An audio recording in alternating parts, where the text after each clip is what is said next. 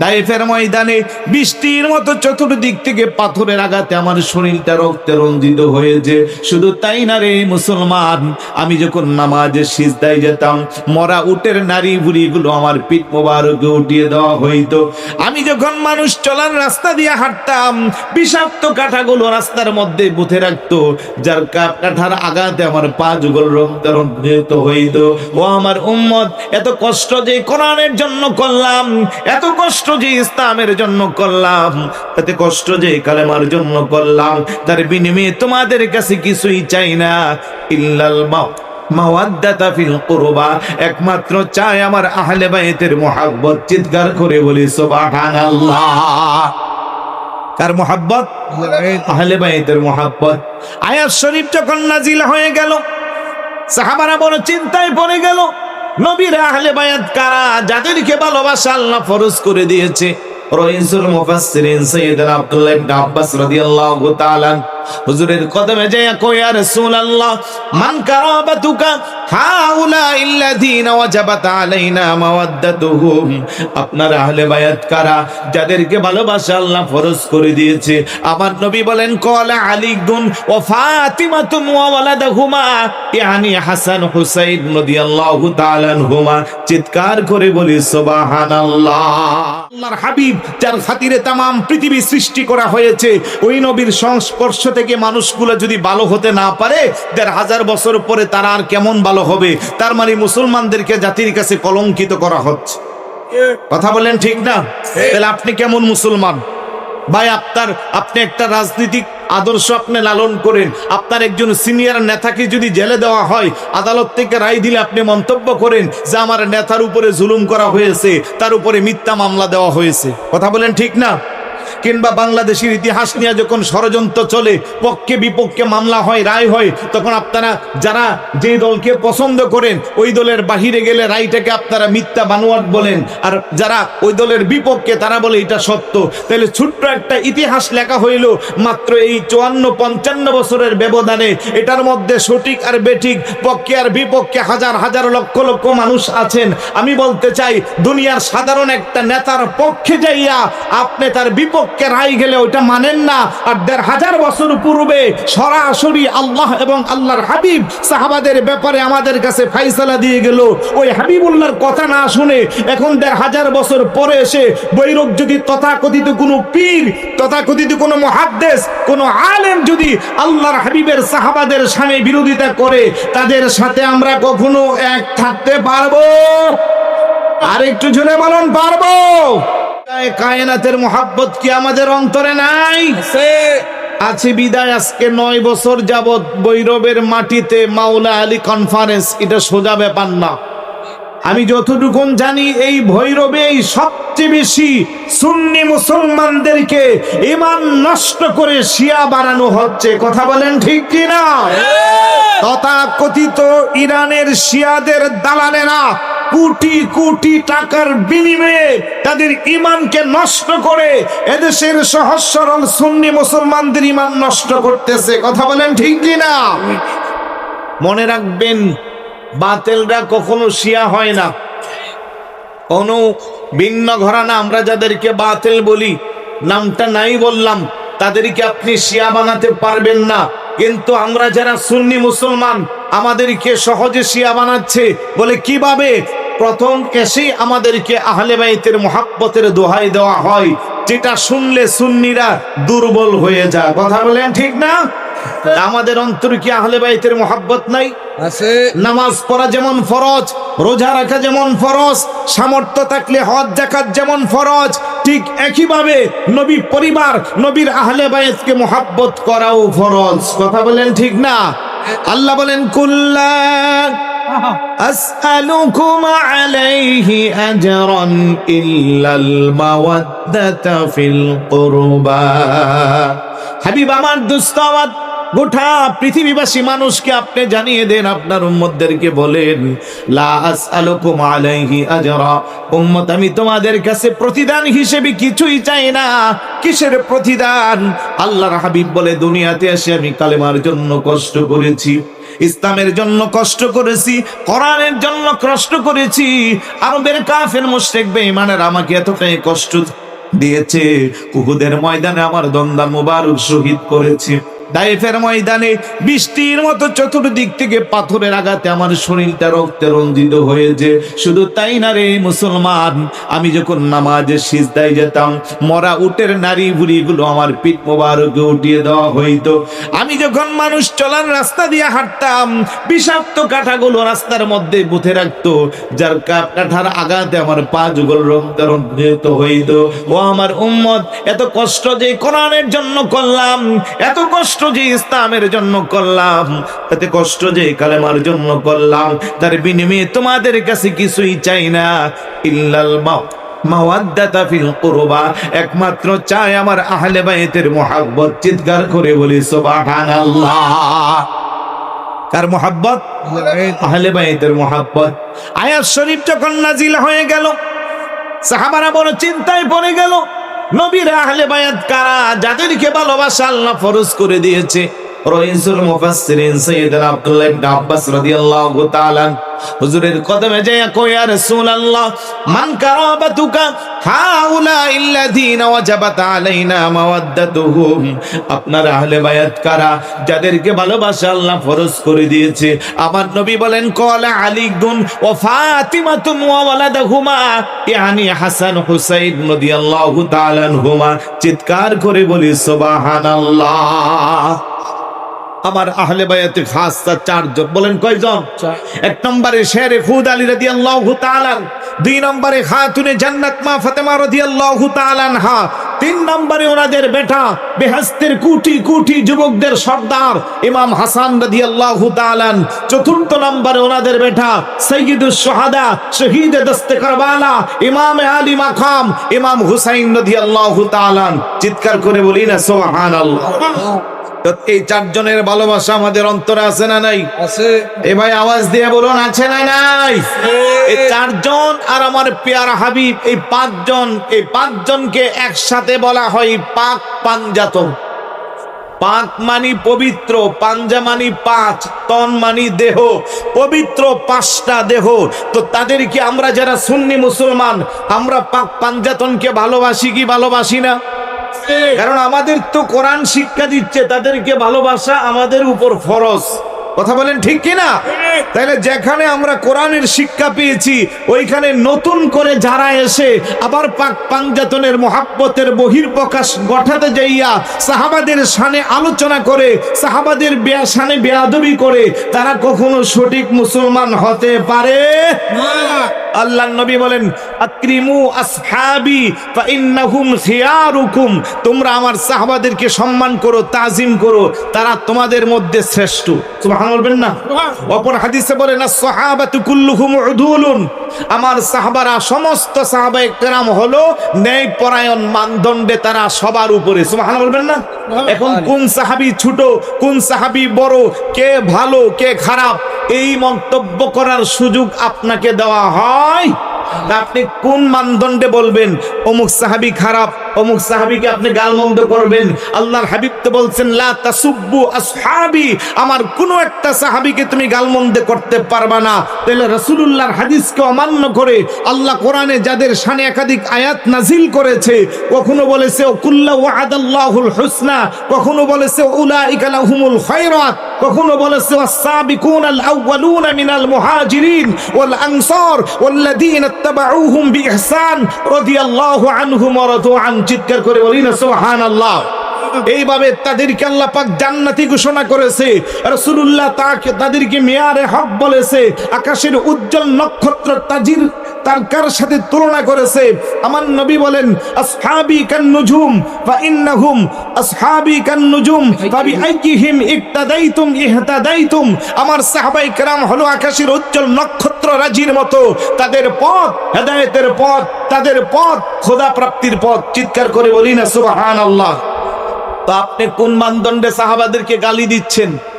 তার মানে আমি একটা ছোট্ট পয়েন্ট ক্ষুদ্র জ্ঞানে আপনাদের সামনে বোঝাই, যারা সাহাবাদেরকে গালমন্দ করে, যারা শিয়া দাবি করে, তারা কখনো মুসলমান না, তারা মুনাফিক। আওয়াজ দেয়া বলুন, তারা কি? তারা ইসলামকে কলঙ্কিত করতে চায়। ইতিহাস লেখা হচ্ছে ইসলামের 200 বছর পরে, আর কোরআন পেয়েছি রাসূলুল্লাহর 63 বছর জিন্দিগিতে। হাদিস পেয়েছি রাসূলুল্লাহর নিশ্চিত জবান মোবারক থেকে। তাহলে কোরআন হাদিসকে এক পাশে রেখে 200 বছর পরে আব্বাসীয় যুগের ইতিহাস যেটা লেখা হয়েছিল শিয়াদের প্রত্যক্ষ এবং পরোক্ষ মদদের মাধ্যমে, ওই ইতিহাসকে ধরে যারা সাহাবাদের শানে বেয়াদবি করে, সাহাবাদেরকে গালমন্দ করে, তাদের শান কমাতে চায়, তারা অন্তত সুন্নি হতে পারে। আমি বলবো আপনারা শিয়া প্রকাশ্যে আপনাদের কাজ চালান, আমাদের কোনো আপত্তি নাই, কথা বলেন। কিন্তু সুন্নি নাম দিয়া, মুসলমান নাম দিয়া, ইমানদার নাম দিয়া আপনি শিয়ার এজেন্ডা বাস্তবায়ন করতে পারেন? 200 বছর পরে আব্বাসীয় যুগের ইতিহাস আপনি সেটাকে মানেন, আর রাসূলুল্লাহর সরাসরি হাদিসকে বাদ দিচ্ছেন, কোরআনকে বাদ দিচ্ছেন। তার মানে আপনি কি বোঝাচ্ছেন? এখানে একটা সূক্ষ্ম চক্রান্ত। ইহুদি খ্রিস্টানরা চিন্তা করলো যদি নবীর সাহাবাদেরকে খারাপভাবে উপস্থাপন করা যায়, তাহলে পরবর্তী জেনারেশন যারা আসবে তারা নবীর প্রতি বিদ্রূপ ধারণা নেবে যে যিনি পৃথিবীর শ্রেষ্ঠ মানুষ, যার উপরে কোরআন নাজিল হয়েছে, যিনি আল্লাহর হাবিব, যার খাতিরে তামাম পৃথিবী সৃষ্টি করা হয়েছে, ওই নবীর সংস্পর্শ থেকে মানুষগুলো যদি ভালো হতে না পারে, 1500 বছর পরে তারা আর কেমন ভালো হবে? তার মানে মুসলমানদেরকে জাতির কাছে কলঙ্কিত করা হচ্ছে। কথা বলেন ঠিক না? তাহলে আপনি কেমন মুসলমান ভাই? আপনি একটা রাজনৈতিক আদর্শ আপনি লালন করেন, আপনার একজন সিনিয়র নেতাকে যদি জেলে দেওয়া হয়, আদালত থেকে রায় দিলে আপনি মন্তব্য করেন যে আমার নেতার উপরে জুলুম করা হয়েছে, তার উপরে মিথ্যা মামলা দেওয়া হয়েছে। কথা বলেন ঠিক না? কিংবা বাংলাদেশের ইতিহাস নিয়ে যখন ষড়যন্ত্র চলে, পক্ষে বিপক্ষে মামলা হয়, রায় হয়, তখন আপনারা যারা যে দলকে পছন্দ করেন ওই দলের বাহিরে গেলে রায়টাকে আপনারা মিথ্যা বানোয়াট বলেন, আর যারা ওই দলের বিপক্ষে তারা বলে এটা সত্য। তাহলে ছোট্ট একটা ইতিহাস লেখা হইল মাত্র এই 54-55 বছরের ব্যবধানে। এটার মধ্যে সঠিক আর বেঠিক, পক্ষে আর বিপক্ষে হাজার হাজার লক্ষ লক্ষ মানুষ আছেন। আমি বলতে চাই দুনিয়ার সাধারণ একটা নেতার পক্ষে যাইয়া আপনি তার বিপক্ষে রায় গেলে ওইটা মানেন না, আর 1500 বছর পূর্বে সরাসরি আল্লাহ এবং আল্লাহর হাবিব সাহাবাদের ব্যাপারে আমাদের কাছে ফাইসালা দিয়ে গেল। ওই হাবিবুল্লাহর কথা না শুনে এখন 1500 বছর পরে এসে বৈরক যদি তথাকথিত কোনো পীর, তথাকথিত কোনো মুহাদ্দিস, কোনো আলেম যদি আল্লাহর হাবিবের সাহাবাদের সামনে বিরোধিতা করে, তাদের সাথে আমরা কখনো এক থাকতে পারবো? আর একটু জোরে বলুন, পারবো? কোনোভাবেই।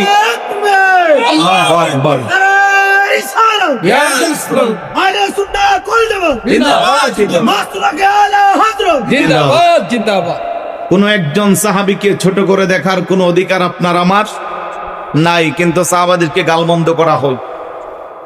এমন কিছু মোল্লা মৌলবীরা সাহাবাদের শানে বেয়াদবি করে, তাদের ইতিহাস আমাদের জানা আছে। যারা আলেম নামের জাহেল, সূরা ফাতিহা বিশুদ্ধ করে যারা তেলাওয়াত করতে পারে না, ইরানের টাকা খেয়ে এরা এখন বড় বড় পীর সেজে তাদের ভক্ত মুরিদদেরকে গোমরা বানাচ্ছে। কথা বলেন ঠিক না? কিছু দরবার আছে পীর সাহেব, এমন দরবার, এগুলো খয়রাতি দরবার, বাতে মরে। দরবারের শাহজাদা কিন্তু আমার পাশেও বসা আছে, উনিও শাহজাদা, আর কিছু দরবারের শাহজাদাও আছে যারা সূরা ফাতিহাও পড়তে পারে না। ওদেরকে শিয়া আক্রমণ করে। আল্লামা ডক্টর শিব্বির আহমদ সিরাজনগরীর মতো আলেম যারা, তাদেরকে শিয়া কোটি টাকা দিয়েও কিনতে পারবে না। কথা বলেন ঠিক না?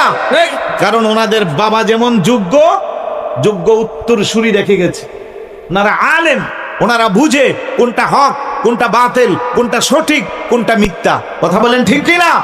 কিন্তু আপনি দেখেন যারা শিয়ার কাছে মাথা বিক্রি করেছে, একটা অভিজ্ঞ আলেম নাই, এগুলো সব জাহেল।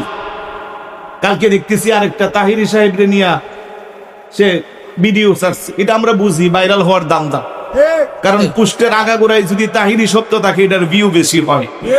কথা বলেন ঠিক না?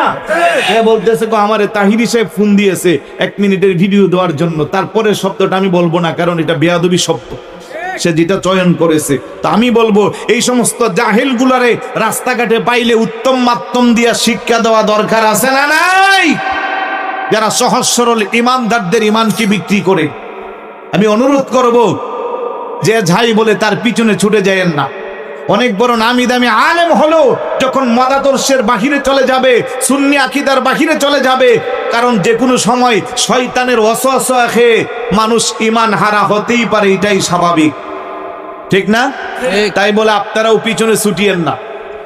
আপনার পীর, আপনার শায়েখ, আপনি যাকে অনুসরণ করেন, উনি কি বুড়ের ঊর্ধ্বে? উনি তো মানুষ, নাকি বলেন? তো যতক্ষণ সঠিক থাকবে ততক্ষণ সঠিক থাকবেন। টুপি, দাড়ি, পাগড়ি, জুব্বা দেখলেই পিছনে দেওয়া যাবে না। আমার নবী বলেন, ইন্না বানি ইসরাঈল তাফাররাকাত আলা সিনতাইনি ওয়া সাবঈনা ফিরকাতান ওয়া তাফতারিকু উম্মতি আলা সালাসি ওয়া সাবঈনা মিল্লাতান কুল্লুহুম ফিন নার ইল্লা মিল্লাতান ওয়াহিদাতান। ক্বালু মান হিয়া ইয়া রাসূলুল্লাহ? ক্বালা মা আনা আলাইহি ওয়া আসহাবি। চিৎকার করে বলি না সুবহানাল্লাহ। আমার নবী বলে, আমার উম্মতেরা শোনো, বনি ইসরাইলের যুগে নবীদের উম্মতের দল ছিল ৭২টা, আমার উম্মতের মধ্যে একটা বাড়াইয়া হয়েছে ৭৩টা। কুল্লুহুম ফিন্নার, সবাই হবে জাহান্নামী, ইল্লা মিল্লাতান ওয়াহিদাতান, একটা হবে জান্নাতি। সাহাবারা জিজ্ঞেস করলো, ইয়া রাসূলুল্লাহ, সে কোন দল? নবী বলে, মা আনা আলাইহি ওয়া আসহাবি, যেই দলে আমি আছি আমার সাহাবায়ে কেরাম আছে। বড় করে বলি না সুবহানাল্লাহ। হাদিসের ব্যাখ্যায় মোল্লা আলী কারি রাদিয়াল্লাহু তাআলা আনহু বলেন, মা আনা আলাইহি ওয়া আসহাবি আই আহলে সুন্নাত ওয়াল জামাত। বড় করে বলি সুবহানাল্লাহ। তাহলে সাহাবাদের দল, সাহাবাদের পথ, সাহাবাদের মত সঠিক এবং সুন্নি, তাতে কোনো সন্দেহ আছে? তো এই উপলব্ধিটা করতে পেরেই যে বৈরবের মতো একটা জায়গায় সুন্নিদেরকে বোকা বানাইয়া, দুকা দিয়া, শিয়া বানাইয়া ঈমান হারা করার চেষ্টা যখনই চালাচ্ছে, তখনই আল্লামা তাহিরি মাওলা আলী কনফারেন্স নাম দিয়ে শুরু করছে। কথা কোন ঠিক না? আমরা বুঝাইবার চাচ্ছি যে তোমাদের চেয়েও আহলে বায়তের প্রতি আমাদের মহাব্বত আরো বেশি। কথা কোন? তোমাদের চেয়েও আমাদের দাবি আহলে বায়তের প্রতি আরো বেশি। আর এটাও আমি বুকে হাত দিয়ে বলতে পারবো যে অন্তত গিয়াসউদ্দিন তাহিরি সাহেবকে টাকা দিয়া কিনতে পারবে না, ইতিমধ্যে অনেক টাকার অফারও কিন্তু পেয়েছে। কথা বলেন ঠিক না? অনেক টাকার অফারও পেয়েছে। যদি শিয়া হইতো এ রাত জেগে 2টা-3টা মাহফিল করে বাংলাদেশের এক প্রান্ত থেকে আরেক প্রান্ত কষ্ট করতে হতো না, ঘরে বসেই মাসে কোটি কোটি টাকা পাইতো। কথা কোন ঠিক না? কেন পারে না জানেন? ভিতরে কিছু মাল আছে। ভিতরে কি আছে? যাদের ন্যূনতম এলেম, আমল, কালাম আছে, তারা কখনো শিয়ার কাছে বিক্রি হবে? আল্লামা তাহিরি সাহেব, উনিও কেমনে যাবে? ওনার পরিবারটাও তো একটা ভালো আলেম পরিবার। এই যে আমার পাশে বসা মুফতি মহিউদ্দিন ফৈজি, সে একটা মাদ্রাসার প্রভাষক, কিছুদিন পরে মুহাদ্দিস হবে। আরেক ভাই আছেন যিনি উপস্থাপনা করতেছেন, চট্টগ্রাম বিশ্ববিদ্যালয় থেকে মাস্টার্স কমপ্লিট করা, চট্টগ্রাম জামিয়া আহমদিয়া সুন্নি আলিয়া থেকে কামিল পাশ করা, উনিও এক মাদ্রাসার প্রভাষক, নবিয়াবাদ কামিল মাদ্রাসার প্রভাষক। মারহাবা বলবেন না? বড় ভাইও তো আরেকজন প্রভাষক। তাহলে যাদের ডানে বামে বিজ্ঞ আলেম থাকবে, তাদেরকে কখনো কেউ গুমরা করতে পারবে? তাই আপনাদেরকে বলবো, শুধু শুধুই খালি পীর দেখলে দৌড়াইয়েন না। পীরের কাছে যাওয়ার আগে দেখবেন আপনারা কেমনে বুঝবেন আপনাদেরকে আহলে বাইতের মহাব্বত এমন ভাবে পাক পাঞ্জাতনের দোহাই দেওয়া হয়, আপনারা মনে করেন এটাই সঠিক। হ্যাঁ, আমরা যারা আহলে সুন্নাত ওয়াল জামাতের আকীদা বিশ্বাস করি, আমরা সাহাবাদেরকে যেমন মাতার তাজ মনে করি, অপর দিক দিয়া আহলে বায়াত যারা, তাদেরকেও আমরা মাতার তাজ মনে করি। কথা বলেন ঠিক না? আল্লাহর নবী বলেন, মাসালু আহলি বাইতি কামাসালু সাফিনাতি নূহ, মান রাকিবা ফিহা নাজা ওয়া মান তাখাল্লাফা আনহা গরাকা। আমার আহলে বায়াত হলো নূহ আলাইহিস সালাতুস সালামের সেই কিস্তির মতো। সেদিন মহাপ্লবনের সময় নূহ নবীর কিস্তির মধ্যে যারা আরোহণ করেছিল, তারা যেমন পরিত্রাণ পেয়েছে, ঠিক একইভাবে আখিরি জামানায় আমার উম্মতের মধ্যে যেই উম্মতেরা আমার আহলে বায়াতকে মহাব্বত করবে, ভালোবাসবে, তারাও সঠিক রাস্তায় থাকবে। বড় করে বলি সুবহানাল্লাহ। এই জন্য আমরা সাহাবাদেরকেও মহাব্বত করি, ভালোবাসি। যার যার মর্যাদা, যার যার সম্মান আলাদা আলাদা, স্বতন্ত্র ভাবে তুলনা করতে যাইয়া একজনকে ছোট করে আরেকজনকে বড় করার অধিকার আমাদের আমাদের আমাদের চেয়ারম্যান মহোদয় সুন্দর একটা ব্যাখ্যা দিয়েছে। কারণ এই কথাটা আপনাদেরকে বুঝা যে রাসূলুল্লাহ শুধু সুন্নি আলেমরা শুধু সাহাবাদের কথা কেন বলে? ভাই, সাহাবাদের মধ্যে আহলে বায়াত আছে না নাই? ওই সময়ে যেই আহলে বায়াত ছিল তারা তো সবাই সাহাবী। কথা বলেন ঠিক না? তাইলে ওদের জন্য আলাদা করে কোরআন হাদিস আছে, সাহাবায়ে কেরামের ব্যাপারেও আছে। সুতরাং আপনারা সচেতন থাকতে হবে, পাক পাঞ্জাতন আর মাওলা আলীর মহাব্বতের দোহাই দিয়া কেউ যেন আমাদের ঈমান হারা করতে না পারে একটু সচেতন থাকবেন। বিশেষ করে আপনাদের এই বৈরবে এই ভাইরাস বেশি, আমাদের ব্রাহ্মণবাড়িয়াও কিছু অঞ্চলে এই ভাইরাস বেশি। এই ভাইরাস থেকে আল্লাহ যেন আমাদের ঈমান আর আমলকে হেফাজত করে, বলুন আমিন। তো প্রিয় উপস্থিতি, আমি অনেক কথাই বলে ফেলেছি। যেহেতু কনফারেন্স, বিজ্ঞ উলামায়ে কেরাম, সম্মানিত অতিথিরা বসা আছেন, একের পর এক আরো অনেক আলোচক এখনো বাকি আছে।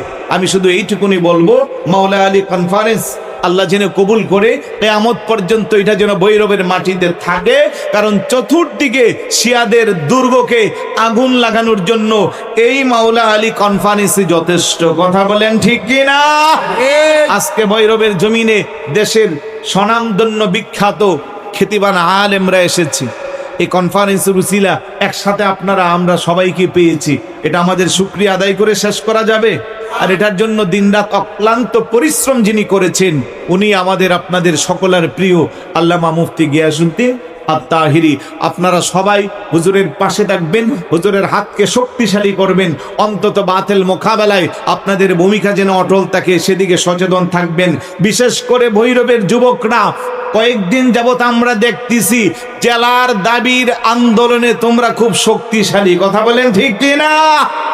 সুতরাং এই জেলার আন্দোলন, জেলার দাবি আদায়ের শক্তি যতটা না প্রয়োগ হবে, আমাদের ঈমান আমলে যদি আঘাত আসে, শিয়া তৎপরতায় বাতিলদের মোকাবেলায় আল্লামা তাহিরির আহ্বানে আরো শক্তিশালী হতে হবে ইনশাআল্লাহ।